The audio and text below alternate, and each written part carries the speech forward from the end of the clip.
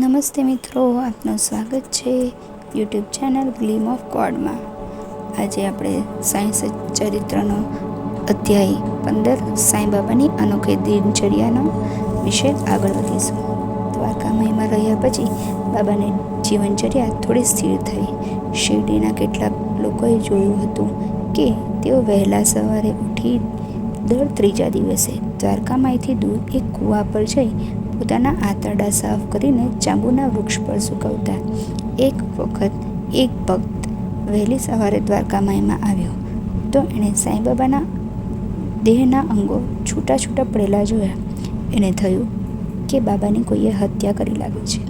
ગભરાઈને એ ભાગી ગયો. એને થયું, આ વાત કોઈને કહીશ તો લોકો મને જ દોષિત ઠેરાવશે. બપોર થવા આવ્યા છતાં બાબા અંગે કોઈ વાત સંભળાઈ નહીં. એટલે એણે ફરી દ્વારકામાં જઈને જોયું તો બાબા તો પક્ષીઓને ચણ નાખતા હતા. એમને કંઈ સમજાયું નહીં. પણ આ બાબાનો ખંડયોગ હતો. વામન તાત્યા નામનો કુંભાર બાબાને રોજ માટીના 2 કાચા મટકા આપતો. બાબા જાતે કૂવામાંથી એમાં પાણી ભરી ફૂલ, છોડો, વૃક્ષોને પાણી પીતા. જેવા એ ખાલી મટકા નીચે મૂકતા કે તરત જ ફૂટી જતા. બીજા દિવસે બાબા બીજા 2 મટકા લઈ આવતા. આ ક્રમ 3 વર્ષ સુધી ચાલ્યો. સંત જાનકીદાસ શિરડીમાં બાબા સાથે ઘણીવાર રહેતા અને સત્સંગ કરતા. એકવાર અક્કલકોટકર મહારાજના શિષ્ય યેયલા મઠના આનંદનાથ શિરડી પધાર્યા. ત્યારે સાંઈબાબાને જોઈને કહ્યું હતું, આ સામાન્ય માનવી નથી, અમૂલ્ય રત્ન છે. એ વાતની ખાતરી ભવિષ્યમાં થશે. સાંઈબાબાને ભજન કીર્તનનો બહુ શોખ હતો. તેઓ મારુતિ મંદિરમાં ભજન કીર્તનમાં ભાગ લેતા. પછી તો તેઓ પણ કીર્તન કરાવતા. તેઓ દ્વારકામાં આવ્યા ત્યાં પણ તેઓ ભજન કીર્તન કરાવતા. તેમનો અવાજ મધુર હતો. દ્વારકામાં પહેલાં તેઓ તકિયા નામના સ્થળે પણ રહ્યા હતા. ત્યાં તેઓ પગમાં ઘૂઘરા બાંધીને ભક્તિમાં લીન થઈને નૃત્ય પણ કરતા. તે પછી તેઓ ચાવડીમાં જતા. ત્યાં પણ તેઓ કથા વાર્તા કહેતા, સંતો સાથે જ્ઞાન ચર્ચા કરતા. તેઓ ચાવડી સિવાય રોજ લેંડીબાગમાં જતા. ત્યાં એમણે બગીચો બનાવ્યો હતો. શરૂઆતમાં તેઓ લીમડા નીચે રહેતા હતા. ત્યારે ઘણીવાર બાજુના વગડામાં ચાલ્યા જતા. ક્યારેક વહેડા પાસે બેસી રહેતા. બાઈજાબાઈને એમની ઘણી ચિંતા થતી. એટલે તેઓ ભોજન લઈને સાંઈબાબાને જમાડવા જતા. સાંઈબાબા મળે કે તરત એમને બેસાડીને જમાડતા. ત્યારે જ તેમને શાંતિ મળતી. સાંઈબાબા કેટલીક વાર વૃક્ષ પાછળ છુપાઈને બાઈજાબાઈને સતાવતા, પણ પછી બહાર નીકળી એમને બૂમ મારતા અને જમવા બેસતા.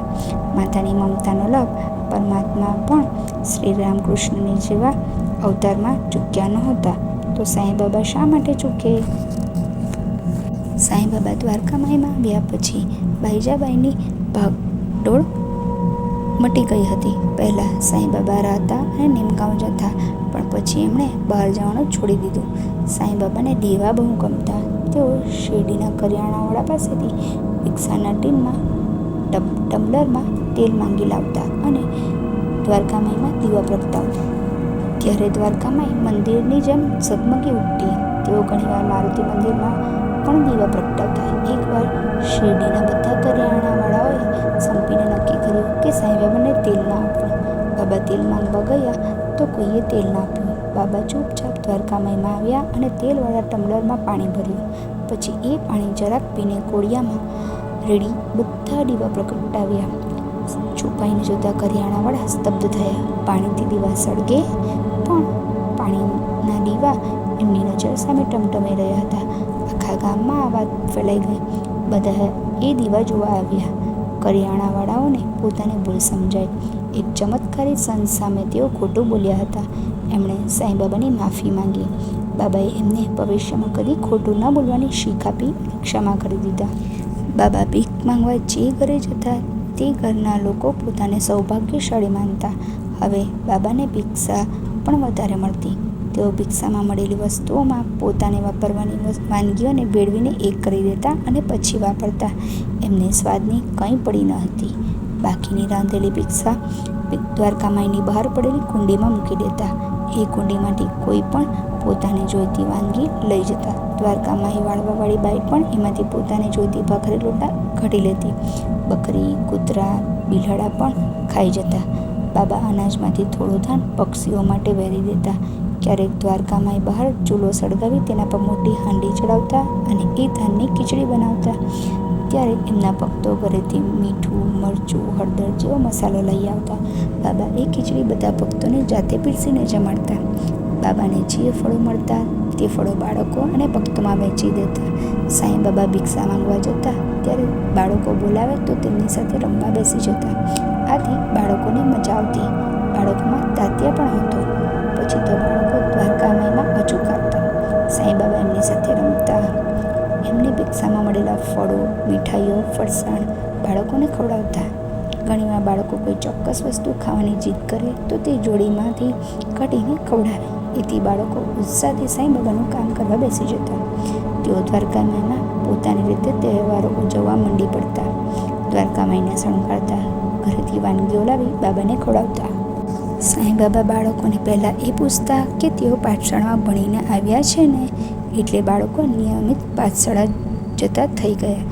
જેમ જેમ સમય વીતતો ગયો તેમ તેમ સાંઈ બાબાના ભક્તો વધતા ગયા અને એમની દિનચર્યા થોડી થોડી બદલાતી ગઈ.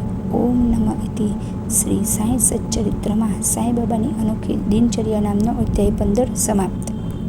જો આપને મારો આ વિડીયો પસંદ આવ્યો હોય તો મારા વિડીયોને લાઈક કરજો, મારી ચેનલને સબસ્ક્રાઈબ કરજો અને મારા આ વિડીયોને શેર કરવાનું ભૂલતા નહીં. ઓમ સાંઈ રામ.